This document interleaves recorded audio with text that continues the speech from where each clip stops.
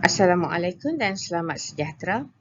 Hari ini kita berjumpa untuk melihat pengenalan secara am tentang cerpen dan drama. Okay, sebelum kita menganalisis teks yang ada dalam teks Permata Sastra Melayu, kita perlulah berkenalan dulu dengan apa yang dimaksudkan dengan cerpen dan drama. Okay, kita akan menganalisis cerpen iaitu Usia Emas, Mitos Secekak Kertas Tisu, Melankolik di Atas Rumput, Anak-anak yang Bergelimpangan dan Di Sebalik Sirat Makna.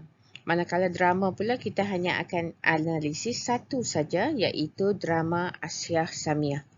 Okay, sebelum tu kita dengar dulu apa yang dimaksudkan dengan cerpen. Baik, cerpen ialah dua gabungan perkataan iaitu cer dan pen yang membawa maksud kepada cerita pendek. Okay, itu menurut Kamus Dewan, cerpen ialah cerita pendek dan ia adalah berbentuk cerita. Jadi di sini cerpen ni kalau yang pendek lebih kurang dalam 500 patah perkataan lah. Jadi kalau pelajar nanti semester 3, pelajar akan menghasilkan cerpen yang lebih kurang dalam 500 patah perkataan. Tapi untuk semester 1 ni kita akan menganalisis cerpen-cerpen ini. Okey.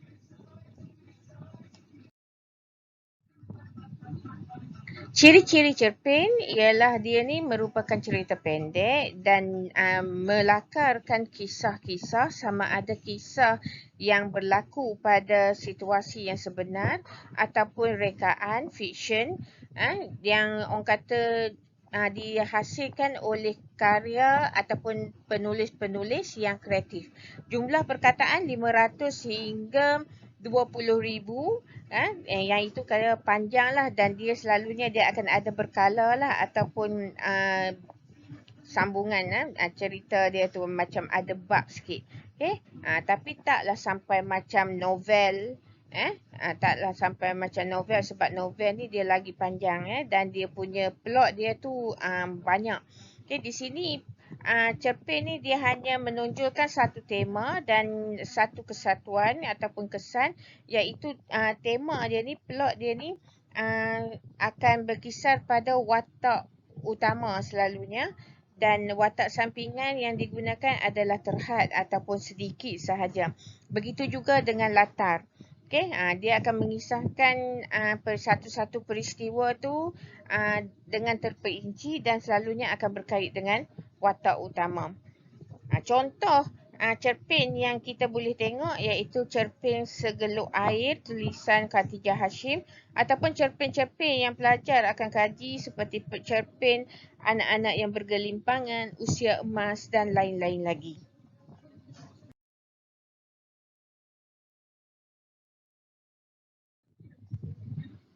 Okay, ini merupakan contoh penulisan cerpen. Kalau pelajar lihat, dia plot dia satu, watak utama dia ataupun orang kata latar dia pun terhad, tapi dia ni lebih kepada penceritaan. Dia gunakan pelbagai teknik iaitu teknik penceritaan dan kemudian ada dialog sedikit dan kemudian penceritaan semula. Okay? Kalau pelajar tengok berbeza dengan drama, drama ni dia lebih kepada dialog. Okay, dan kemudian kalau rencana ni lebih kepada orang kata penulisan ataupun penceritaan itu sendiri. Dia tak ada dialog. Tapi kalau cerpen ni dia ada campur lah penceritaan, dialog, tapi dialog dia tak banyak ya. Cuma cukup sekadar memberi penegasan tentang apa yang berlaku.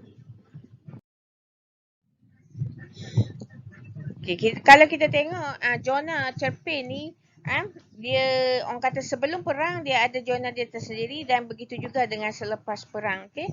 Tema yang diketengahkan ialah orang kata kalau sebelum perang ni tentang kebangkitan nasionalisme, semangat memperjuangkan kemerdekaan, tentang nilai keagamaan. Tapi kalau selepas perang dia lebih kepada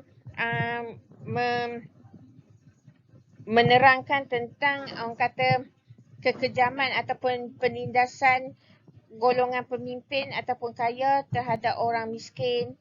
Okay, masalah sosial keagamaan dan sebagainya. Okey, kemudian kita boleh tengok lagi selain daripada tema-tema yang saya sebutkan, kita boleh tengok juga tentang masalah sosial iaitu keterhubungan budaya timur dengan budaya barat. Okey, waktu tu sebab apa? Bila ada pengaruh barat datang ke tanah Melayu, okey, barulah cerpen, drama ni wujud. Okey. Jadi kan kita boleh lihatlah di situ ada nilai-nilai ataupun unsur-unsur barat yang telah diterapkan dekat sini.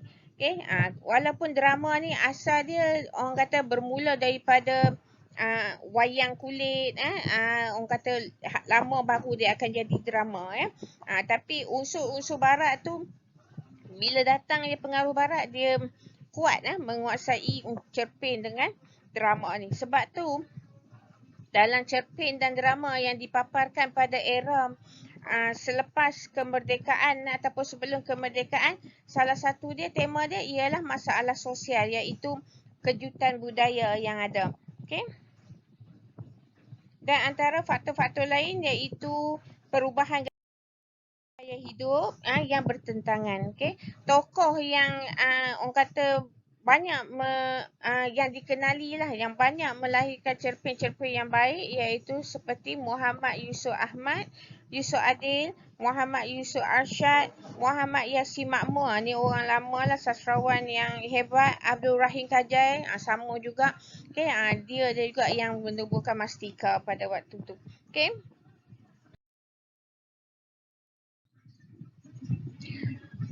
Selain daripada tu, kita boleh tengok bila dah semakin datang ke era 40-an, 50-an apa semua, kita boleh tengok ada lagi persoalan-persoalan yang dikemukakan ataupun ditekankan dalam cerpen-cerpen yang dihasilkan pada waktu itu. Okay, jadi kita tengok dia lebih, cerpen ni pun kita baca, kita mudah faham. Dia yang tersurat, dia tak banyak yang tersirat. Okay.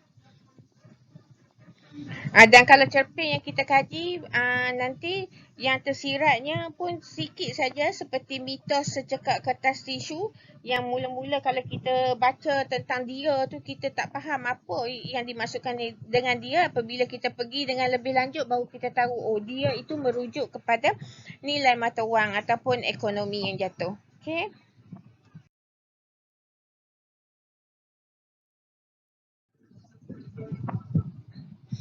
Selain daripada tu, faktor-faktor yang menimbulkan kesedaran golongan penulis cerpen untuk menghasilkan cerpen-cerpen yang ada tema tentang masalah sosial, keagamaan, nak tuntut kemerdekaan golongan pemimpin yang menindas golongan miskin. Yang itu, orang kata kesedaran tu timbul daripada peranan-peranan akhbar ataupun majalah.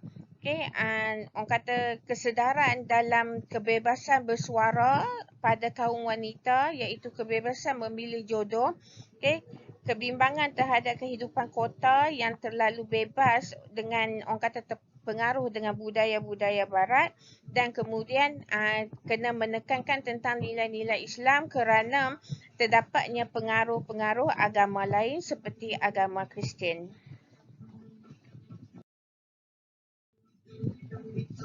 Okay, sekarang kita tengok pula drama. Drama ini merupakan singkatan daripada deran iaitu melakonkan ataupun orang kata karangan ataupun cerita yang berkisar tentang kehidupan sebenar manusia. Okay, kehidupan realiti digambarkan di dalam drama-drama ini iaitu gerak tari ataupun perbuat dialog-dialog yang tertentu untuk menunjukkan cerita tersebut ataupun gambaran situasi yang akan disampaikan. Okay, ciri-ciri drama ni, sebenarnya drama ni berasal daripada Yunani bermaksud gerak.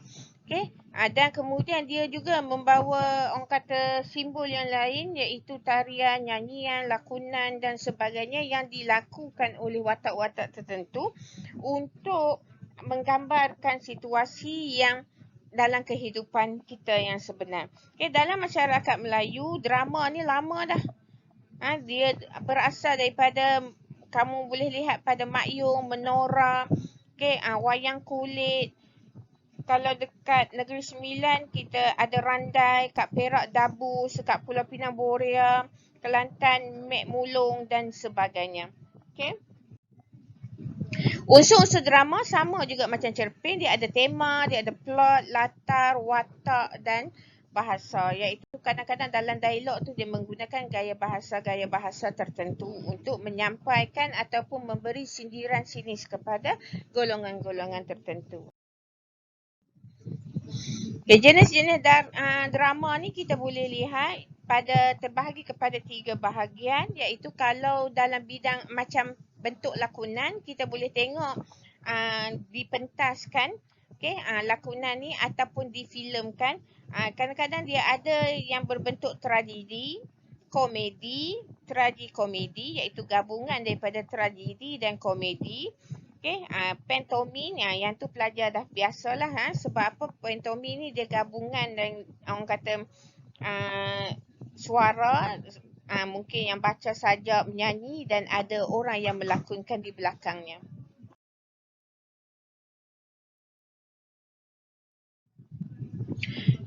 Okay, kalau secara pementasan, kita boleh tengok drama panggung, radio, TV, filem, wayang, boneka dan sebagainya. Dan kalau naskah, kita boleh tengok dia ni dibukukan dalam buku tertentu seperti yang kita akan kaji nanti, iaitu drama Asia Samiah.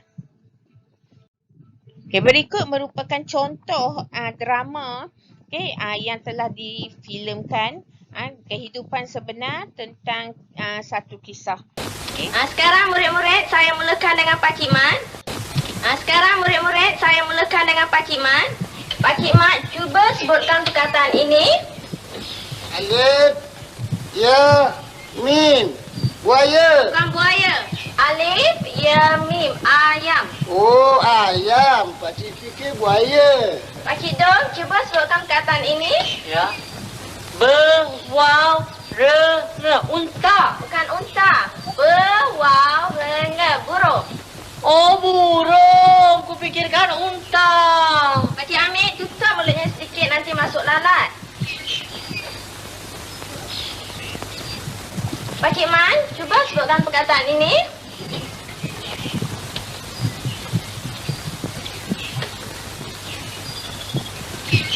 Tak nampak cikgu hurufnya halus benar. Tak nampak?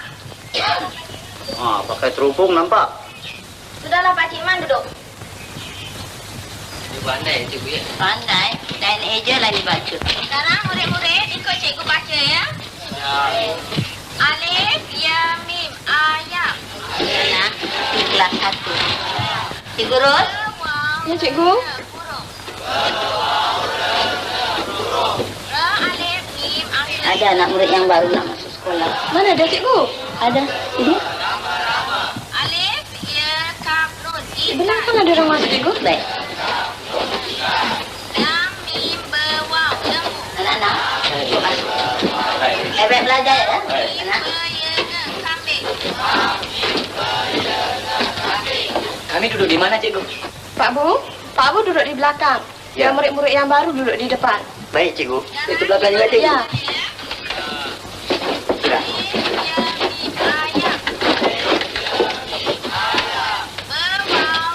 Sekarang murid-murid ikut apa yang cikgu baca ya. Baik. Alif. Alif. Se. Sekarang murid-murid yang baru baca sendiri. Alif. Se. Baru belajar dah pandai. Kami dah kenal dengan huruf itu cikgu. Saya aja dulu kita dah ada 4 huruf ni saja. Sampai huruf se itu saya cikgu kita dah mati. Innalillahi wa inna ilaihi raji'un. Sekarang murid-murid semua sudah faham huruf-huruf itu. Kita akan pindah ke huruf-huruf yang baru ya.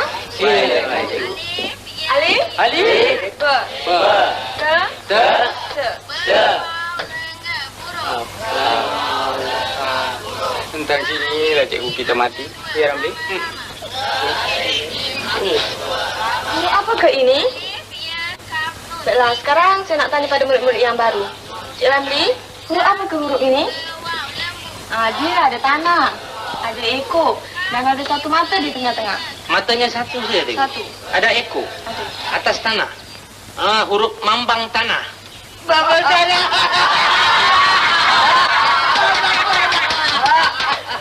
Yang ini bukan mambang tanah, Cik Ramli. Yang ini huruf jim. Jim. Jim dengan mambangan tak jauh. Dengan siapa ini? Sudah. Cik Ajis, huruf apa ke huruf ini? Huruf ini sama dengan huruf jim. Tetapi tak ada matanya saja. Oh, dia tak ada mata. Sama-sama Jim. Sama. Oh, Jim mata buta lah cikgu. Mata buta. Mata buta. Yang ini bukan jim buta, Cik Ajis. Yang ini huruf ha. Sekarang Cik Sudin pula. Ya, cikgu. Kenal tak dengan huruf ini? Saya kenal cikgu. Huruf ini sama dengan huruf jim. Ya. Huruf jim matanya di tengah-tengah. Tetapi huruf ini matanya di atas. Jim ni mata tengah-tengah, ini mata di atas cikgu. Jim pakai tonceng.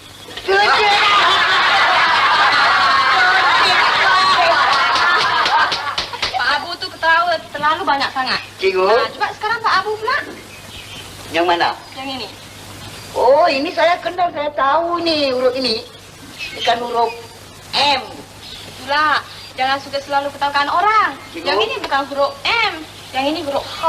Huruf H.